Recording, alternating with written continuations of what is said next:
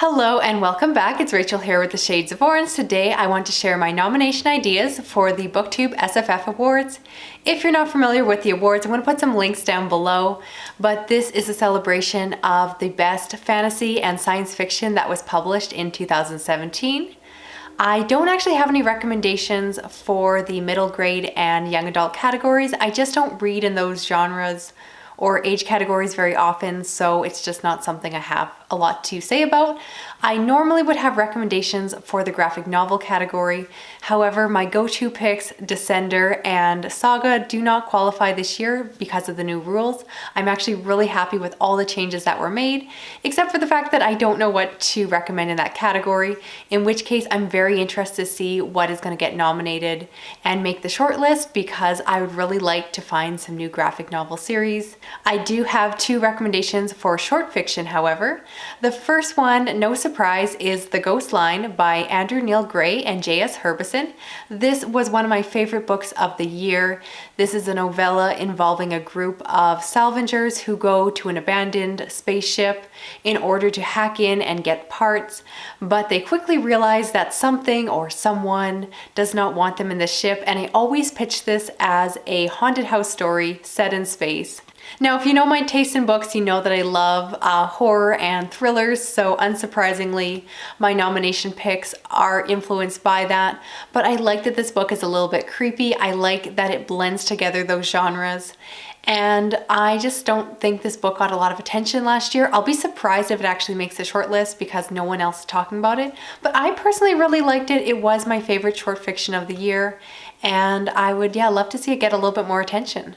The other novella I plan to nominate is All Systems Red by Martha Wells, which is the first book in her Murderbot series, which is all about an AI that hacks its own codes in order to be able to watch TV while it's working security jobs.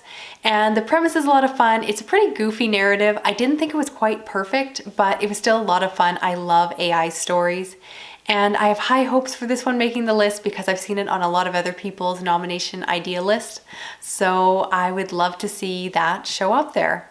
Now, in terms of debut novels, my pick is Kings of the Wild by Nicholas Ames, which is about a group of mercenaries. They were once these famous epic fighters and are now past their prime, getting a little bit old, and need to go on one last adventure. I thought this was a lot of fun. It's very tongue-in-cheek and is just a really strong debut novel.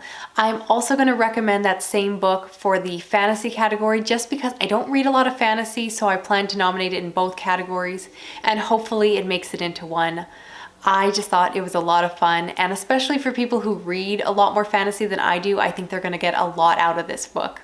Now finally, for best science fiction, I decided to go with 6 Weeks by Mur Lafferty, which is a closed room mystery set in space involving clones.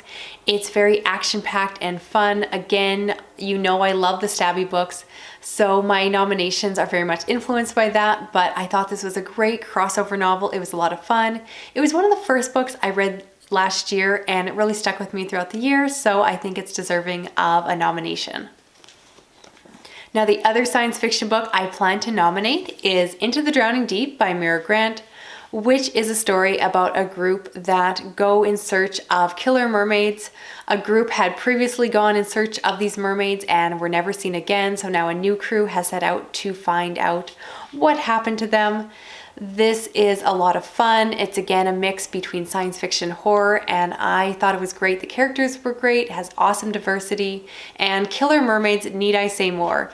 This book came out quite late into the calendar year, so I don't feel like as many people have read it yet, so I worry it'll make it less of a viable option for the awards, but it is my personal recommendation, so that is what I'm going to nominate, and we'll see what happens. So those are my nomination ideas for the next round of the BooktubeSFF Awards. I'd love to know down below what books you plan on nominating. If you've done a video, feel free to link it.